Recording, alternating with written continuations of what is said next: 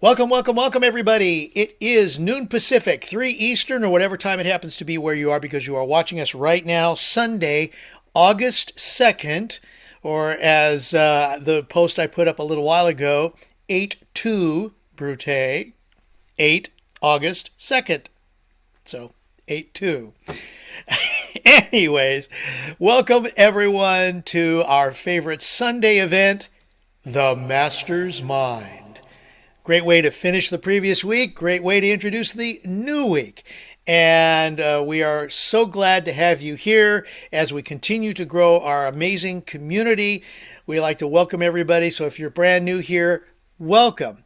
Of course, being a master's mind, we hear from our masters, our guides, our GPSs to success, our dear friends. So without further ado, let's get started. Happy Sunday to each and every one of you. Ladies and gentlemen, let's welcome Terry and Robert Hollis. Well, Craig, the hostess with the mostest, thank you so much. Thanks for jumping on. Scott, Dustin, Melody, Ryba, Coach Bob, Faith, Ben, Lisa Marie, Deborah Bronner, Deborah Grady, Matthew. Of course, we always say Hannah and Ezra. We got to see pictures of him eating pancakes and scrambled eggs today.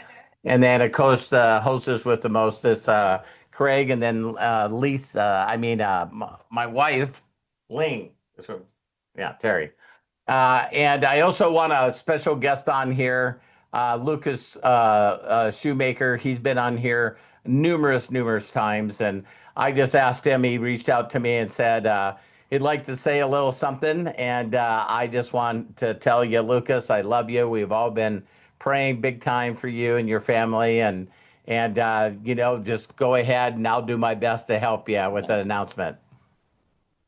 Yeah, so I appreciate buddy with their going to Facebook and giving their condolences. Dad will be missed very greatly. It just, he was doing a lot of pain and they couldn't help him. I really tried to get him out of the gutter. He just didn't. He had a lot of demons in him, I guess, and he just didn't want to, project it onto me, I guess, and he just couldn't deal with it anymore. So, but I'm grateful for this community, and I'm better today than I was a few days ago. I talk about Dad, I cry. I got a video, I cry. So I miss pretty much. Aww. Well, Lucas, I love you very, very, very much, and I know as you mourn, it's just going to consistently come in waves. It's just going to always come in waves, and if that's your lovely wife behind you, yeah, yeah, very, very, yeah, it very, does come very in waves. difficult. Yeah, it definitely comes in waves.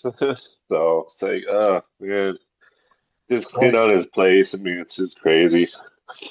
I just loved your dad, man. I seen some people that post comments in there and said, your father really loved me, and I just, there were so many people that I know that just really loved your father, and I think the funniest things is people brought up to me on a personal level that sometimes your father would get a little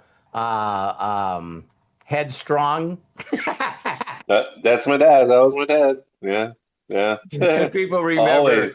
Yeah, people remember. Hey, I remember you and Bill going after it a few times. Yeah, I know. And I'm that makes me happy. That makes me happy that he felt that safe with this whole entire family, that he felt safe enough to go, if I don't understand, this is what I thought you were saying. Is it not what you said? Yeah. Yeah, my dad was very headstrong with me sometimes. It's just like, okay, Dad, chill down a little bit. Yeah. Yeah. I just know the last conversations that I had with him, Lucas. He just really, really seemed okay to go. And I know a lot of people. And when you talk to them and they just go, Yeah, I had a good life and I'm ready to go. And it's like when they say that, there's like, they already mentally in their mind are done with this, like going from junior high to high school. And Yeah, yeah. they're just like, hey, I'm ready. And every time I asked him what I could do for him and just please tell me if I could do anything. And he always said, take care of my son and pray for my son. So that's what I'm doing. That's what I'm doing. I'm praying for you and I'm here for you. And I want you to know that you can call me anytime that you want. Oh, I know. Yeah, you've been a great friend. I mean, it's just crazy that I can't talk to dad anymore, even about like football or like that. It's crazy. So, but Very, very bizarre. So yeah, anything else yeah, you want to say? I don't want to keep, I know when you're in that yeah, mode, it's like, hey, I said it. yeah. No, I'm good. I'm good. I'm good. Yeah, this emotion comes in waves, like you say, it does. So I haven't cried in a while, so I guess I was due for a cry, I guess. Yeah. Well, So no, just I'm good. I mean, I just need good. to reconnect with the community. I think it's now I gotta get past this. It's just part of the grieving process. Yep. So that's all it is. So my dad will be greatly missed. Everyone loved him. I think he knew that, and so I think he'd be proud of me what I said and stuff. Oh, So definitely. I watched an interview one time with Keanu Reeves. Was like on one of the talk shows with one of the nighttime talk hosts, and mm, they just said straight out. He said, "Well, you're so in this stuff, you know what I mean, Matrix or whatever movies that he does." And he goes, "What do you yeah, think? What do you think happens to you when you die?" And Keanu Reeves sat there for a while, and you could see he was thinking, and he just goes, "A lot of people that love you are gonna miss you." And I thought, yeah, dang, it's like yeah, I don't know what yeah. happens to me when I'm gone, but I just think a lot of people that love me are gonna miss me. Right. Yeah. Yeah, So, that's very true. Very true. Yeah. yeah, and I know we all Mm, got different beliefs and stuff, and I just want you to know that ever since your dad graduated, that's the way I like looking at it. Is I've been yeah. talking to him, I've been asking for his guidance and his help, so it's be pretty cool watching it go ahead. So you got some more people up there, Lucas. How many Yeah. siblings do you have? Just one. Just one. Just one? How many Yeah. grandkids do Yeah. you have? This face. Face is the only one. Wow. Yeah. Yeah. Yeah. I just try, just briefly, I thought, his grandchild be, enough just to get through his pain and stuff. Just wasn't. His mind was too far gone. That's what it Yeah. was. It was Yeah, what it that's the way was. that So, and that's the way he explained it to me too. He just goes, yeah. I hope you never have to deal with this, but he says everything I'm trying to get my mind to do for me just doesn't want to do it anymore. Yeah. Yeah, because I told us like reconnect, get back on school, just reconnect, just talk to somebody, Yeah. besides me, I was really trying to push him, say I just can't do it. I just can't do it. I just can't do it. Just can't. He can't. Wow. And yeah, it just sucks. Yeah, Yeah, it I definitely does. wish, I wish I could have done something to help him more, but I did a lot. I Look best at like my I'm ability. I'm telling you, Lucas, from the talks that I had personally with him, don't ever blame yourself that you couldn't do more. Yeah, I know. I I'm know. That's what telling you. everyone's telling me. I'm telling you, that is the truth. You got to believe him when he says that to you. Yeah, So you're yeah, I like going, know. maybe I could have done something. So Yeah. I'm pretty bullheaded too. So Yeah. I was trying to shake him up. Yeah. Yeah. It's But the will is it's in the science of getting rich. The will is an incredible deal, man. And yeah. when people use their will to focus on something either that they want or they don't want anymore, and Yeah. that's what I could. hear your father saying. Your father was saying, I'm done hurting. I'm done beating myself up, wanting my mind to do what I would like it to do, and it just doesn't want to do it. Yeah, yeah, he was definitely at that point. Yeah, Yeah. definitely was. Well, thank you But for I coming guess, on. yeah, Yeah, yeah. I thank everybody for the condolences. Like I said, it's a great community, and it's definitely helped me a lot through this process. So yeah, good. thank you, everybody. Well, thank you, Lucas, and I'll make sure, Craig, if we can maybe copy the comments and make sure that you send them to Lucas privately. I know a lot of people putting a lot of great stuff in there.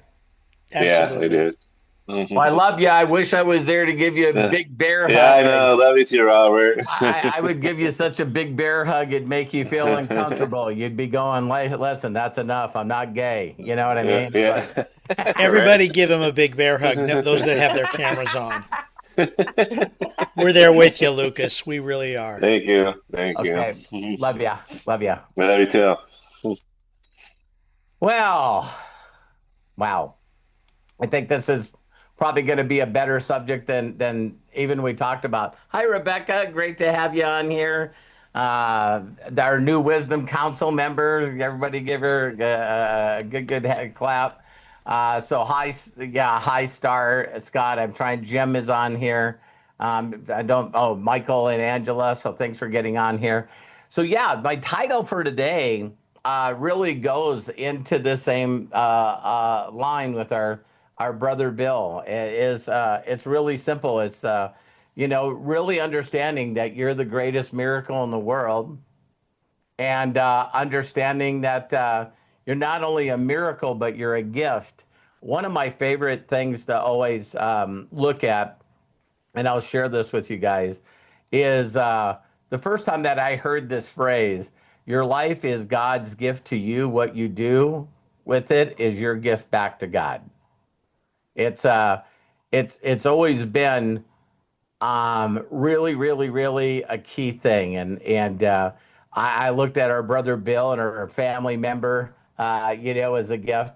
And what I want each and every one of you to know is that I did another post today too, and it was just about everyone wants to know what they should do, and I think the biggest thing that you got to understand is when you understand that you're a miracle, when you really truly get that you're a miracle, then what I think really happens to people is whether you grow up around, people that have said things to you, or religion, organized religion, or the way that the school system is.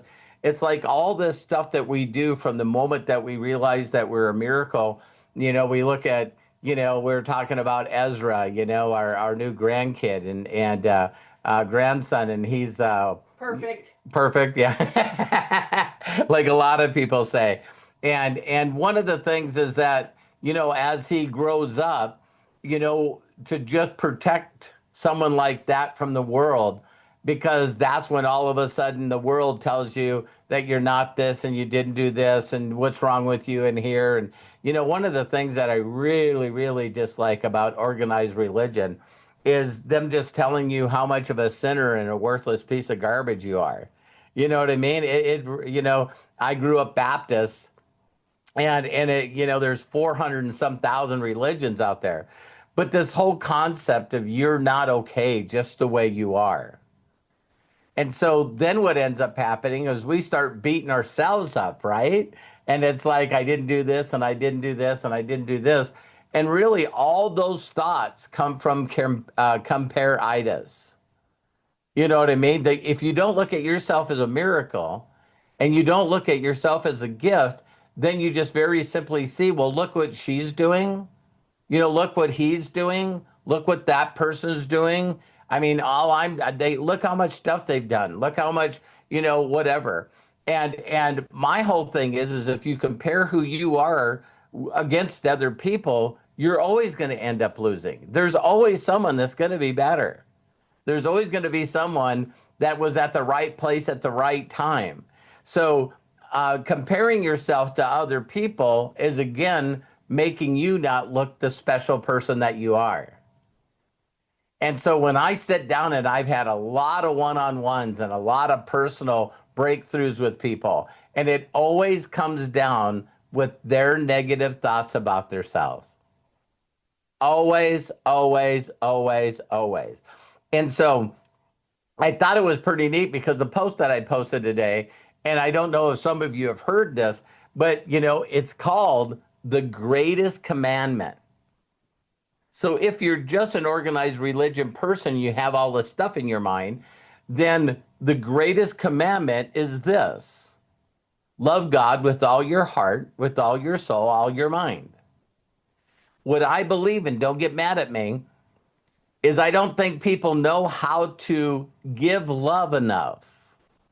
And if you understand the sowing and the harvesting, what you sow, so you reap, if you don't really take the time to spend that closeness loving something else, then how can you love yourself? And of course, the greatest commandment is love your neighbor. I can guarantee you that virtually everyone that I can sit down, that I can find a list of individuals that a lot of you do not love. A lot of people have that list, and they're focused on that list, and they keep seeing that list. And it's like, when I say this statement, it's very difficult for people because, everyone would like to forgive theirself, but you're not going to forgive yourself if you're holding anything against anybody else. You're just not going to. So that's that whole phrase. I think someone told me one time that it was actually in a play, like Romeo and Juliet, but it's this whole concept of that if you really dislike someone or really want harm on someone, that what you're doing is you're basically drinking poison and you want them to die. Is that crazy? And so, so when you really, really understand this concept of, like I've shared with a lot of you, if you knew me before I got around people that understood this stuff, this is my personal testimony. Asshole. And Huge asshole. And I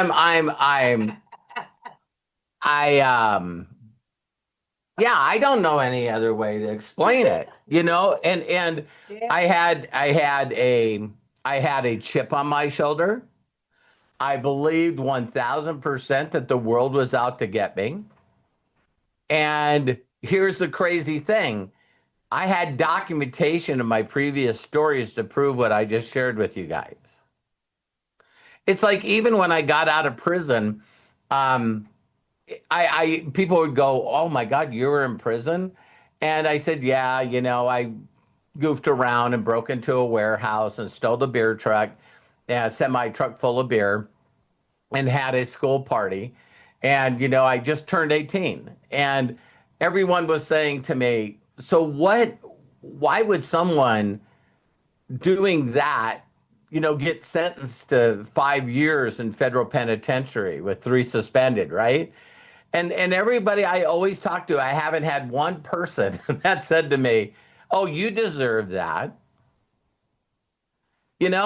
And so when I got sentenced, even my court-appointed attorney was going, "I don't understand why this happens. I'll appeal it, blah, blah, blah, blah, blah, blah, blah," while they're hauling me off to federal pen. And even the parole board gave me 50%, cut in my, 2-year sentence to a year, a little over a year, because they couldn't believe that the judge sentenced me to that much time on my first felony offense. You see what I mean? And so what I find out later is he was just trying to make a point out of me, right? And to be brutally honest, I don't blame him because there was just a lot of stuff that they knew I did that they never could pin on me. It's like, I was not a good guy. I had this philosophy, and this philosophy is rich people have insurance.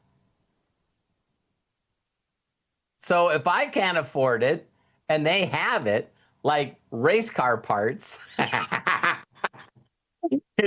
I would go to different cities where I knew people had race cars, and that stuff would end up being mine. So it's like, it was like I just wasn't a good guy. And it was because I was just getting passed from home to home to home. And then my attitude, without a shadow of a doubt, and my, I brought this up, as so important, is that you really truly become who you hang around.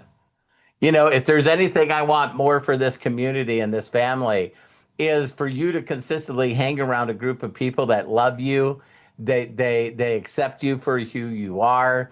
They want to take the time to really, really help you. And that's so important. That's so important. I see Ben's got an audience, so I just wanted to wave. I know all the people behind Ben. That's his support team. So I just wanted to say hello. I love you guys. So the one thing is really when you understand that you're a gift. So now I hang around somebody and they're giving me encouraging words. They tell me, hey, Robert, you're the greatest miracle in the world. Because they knew that if I didn't take all that stinking thinking and get it out of my head, that I was just going to continue to be the person I am. So how many of you know people that really, really want to change their lives? They really want to change their lives, but they just don't. Do you guys know people like that? It's because they do not believe they're a miracle. They do not. Well, I think I'm a miracle. No, you're not, because you're not. Nothing that you're doing is showing that. So when you really realize that you're unique, in the book it talks about proclaim your uniqueness. When you really realize that there's no one like you, never has been, never will be, and then you can start acting like you're unique, and you don't act or want what other people want. Are you hearing me? It's like the number one focus that you do is you focus on your relationship with the entity that made you that gift and miracle. And you say, what makes me unique enough? What gift do I have to give to the world? So if I went with every one of you, that would be like really, really a lot of pressure. So I would never do it. But if I asked each and every one of you, and we opened up the mic, and I asked every one of you, I said, what gift did God give you? Even if you don't believe in God. I go, what is your gift? What is the one thing that makes you unique?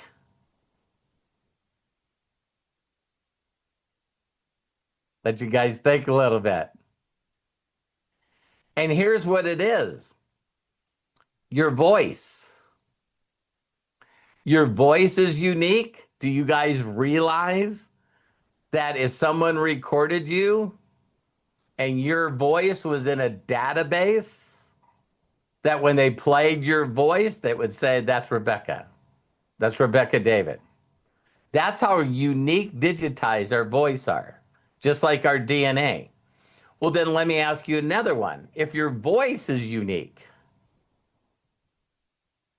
then isn't your story and your journey unique? See, a lot of you have had good and bad things happen in your life and in your journey, and your voice can speak to those that have similar journeys. When I talk to Rebecca and Deborah and Melody, Lisa Marie, Sandy, all these women, they have a heart for their journey to help other women get past it. Isn't that amazing? It's like, well, what is unique to me? Unique to me, I've been through a lot of stuff. And I've done a lot of work on myself. And I think by doing that work on myself and going through the layers of the onion and learning to love myself and accept myself, I'd like to help other women with that journey. Is that your unique gift? if your journey is unique and no one else has your journey, the answer is yes. Absolutely yes. And for men, your journey's unique too. And so the whole concept of realizing that you're a miracle, realizing that you're unique, and then spending as much time as you have to. The one thing about my story and my journey that's very, very, very unique is the things that I went through before I was 20 years old that allowed me to have a lot of individual time getting to build my relationship with whatever I call that. If you guys have been around me a lot, I know that everyone on here has a different definition of love.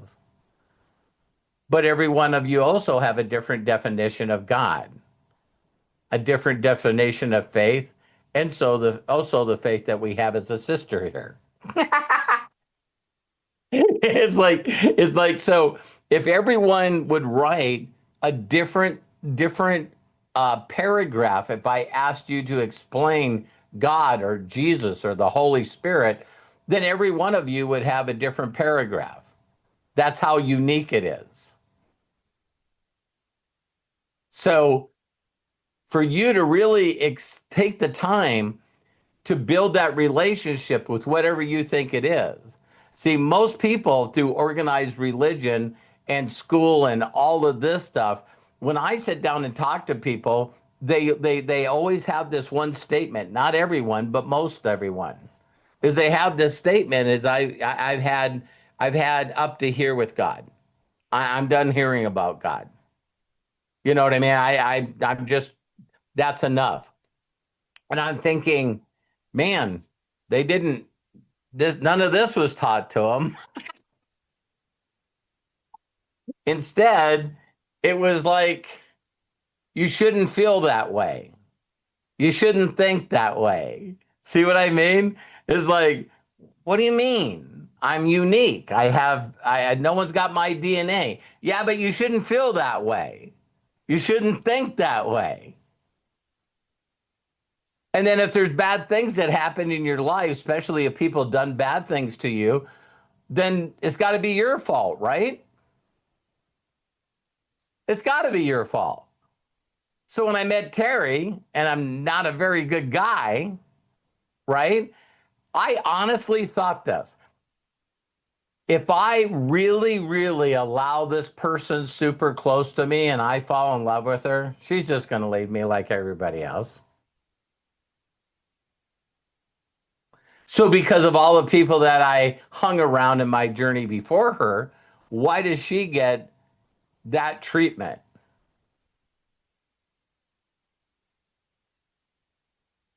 Huh? It's like, so when I hang around people, again, the importance of who you hang around is so, so, so important.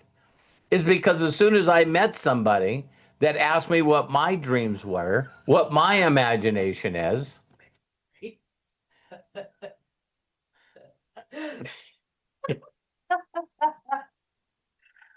Okay, I don't know where to go. Yeah. Yeah, what's going on? I don't know what's going on. No, what she wrote, I thought it was funny. I just won't stop talking to read it. Oh, okay. Go ahead. But my whole point again was what? Dang it. To be a good person.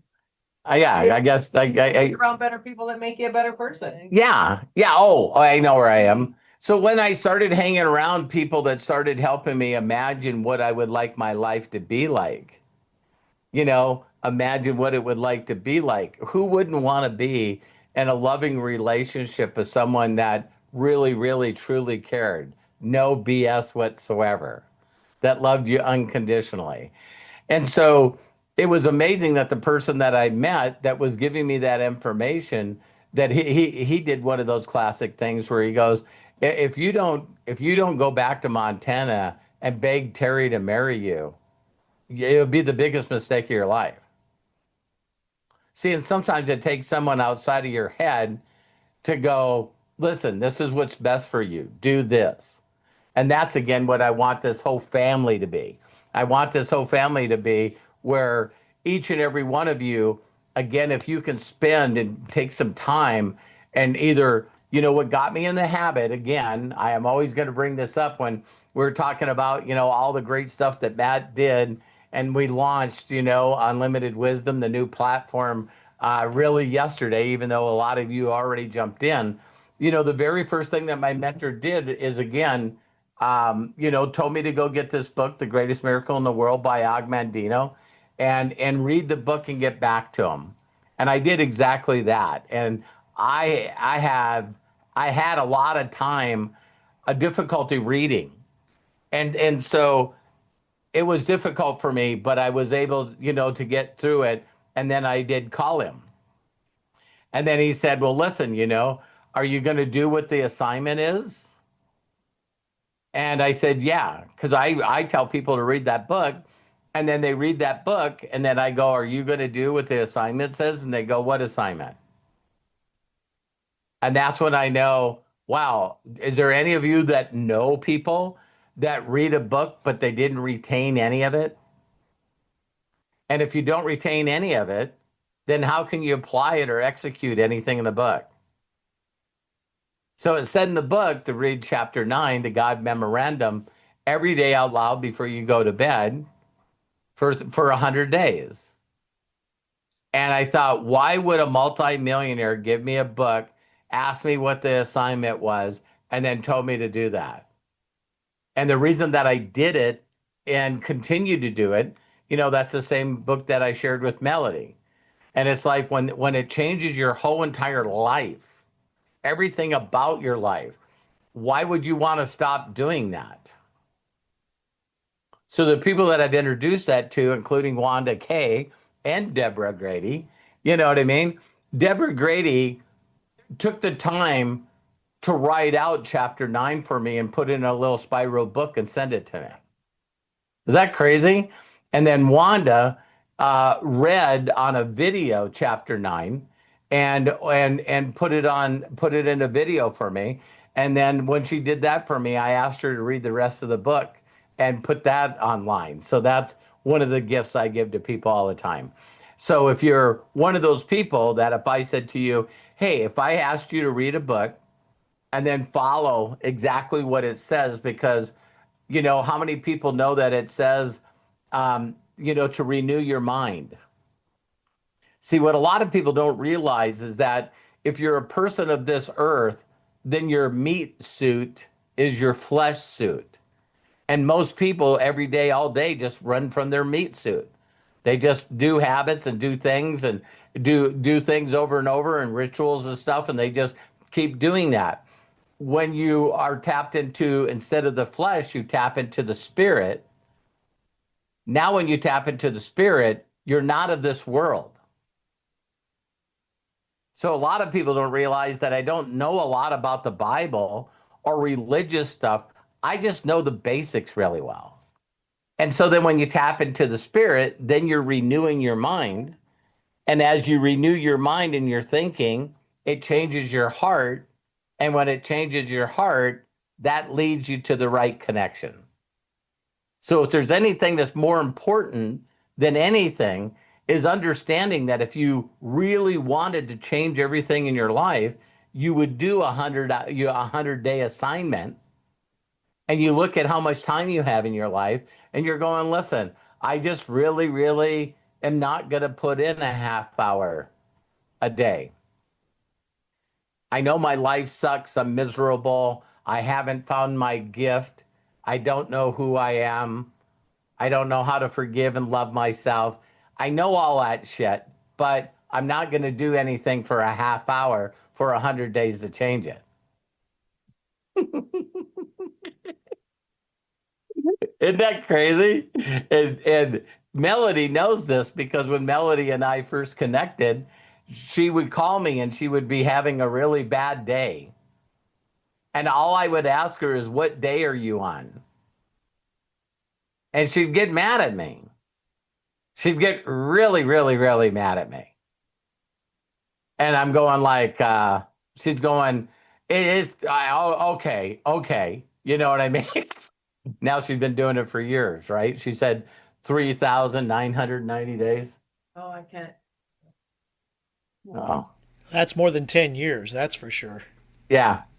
And so that's what I want to share with you today. If I could do anything for you, here's where I need you to be. That when you wake up in the morning, you're so jacked out of your mind for another day, and you're so jacked out of your mind that you had an incredible restful sleep, a deep sleep where you feel energized and you have enthusiasm and thesos, God within. And then you immediately start being grateful for being such an incredible, unique miracle and gift. And as you know that you're a miracle and a gift, now you know that all things, through him is possible. Now what you do is you say, I'm going to use my gift and I'm going to use my voice with enthusiasm to tell the world. And then each and every day, as you tell that to the world, the miracle and the gift that you know that you are, your message will touch the people that are necessary, and all the people and all the resources and all the money that you need will come to you. And money will never be an issue in your life ever again, but neither will freedom and fulfillment. There's nothing more fulfilling in the world than having people send you messages all day saying, oh my God, thank you so much. Oh my God, thank you so much. If it wasn't for you, I wouldn't be this. If it wasn't for you, I wouldn't be this. All of you deserve those messages every day. All of you deserve them.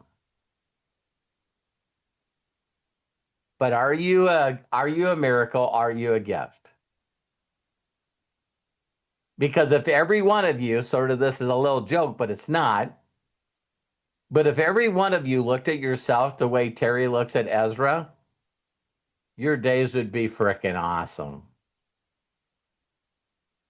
You know that? How many of you have seen these little pictures where you see someone looking at somebody else and it's like, man, if I only had one person that looked at me that way all the time. And whether you realize this or not, that person's looking at you right now. And that's the way they feel. But if you don't believe that, then the other one I was going to bring up instead of Ezra, I was going to say that if every one of you could have, someone look at you each and every day the way that Dex and Leo look at Terry. All day long. All day. They're just stage 5 clingers, you know what I mean? All day. And so each and every one of you deserve that. Hi, Phyllis. Thank you for jumping on. But I love each and every one of you. Please watch this over and over again. If you already have read The Greatest Miracle in the World and did the 100 days, why not start over? So I thought launching yesterday, what would be my first master's mind? And this is my first master's mind, without a doubt. Because as soon as you get up every day and realize that you're a miracle and you're a gift, you learn to love yourself. You'll then start loving others. And how you do that is spending personal time with the person that created you. And we'll spend more time doing everything else, but spending time with the miracle we are. Say so. That's all distractions. That's all distractions, and it keeps us. I have you guys ever heard this? I will say one other thing. I always say this because it comes to me. There's a speech out there by Good Day. What the old guy? This is so and so. Good day. You know what I mean? Paul Harvey. Paul Harvey. So Paul Harvey did a speech, and the speech was, what if Satan, the devil, we did a a master's mind of outwitting the devil, right? And if the devil wanted to destroy the world or destroy the United States, what he would do. And if you listen to that, the number one thing that he's doing is getting you to drift. He needs to take every millisecond of your time and make you feel not good about you. Are you guys hearing what I'm saying? He wants you constantly, all day, every day going, geez, I'm so lazy. Geez, I'm such a procrastinator. Oh my God, I know this stuff, but I don't do it. You know, why? Why do I eat this? Why do I do this? Why do I keep doing this all the time? And he laughs and giggles and says, I'll see you tomorrow. And from the time that you get up, it's like, oh my God, I'm in pain. Oh my God, I can't handle my bills. Oh my God, I don't have any money. And you just get in this worry stuff.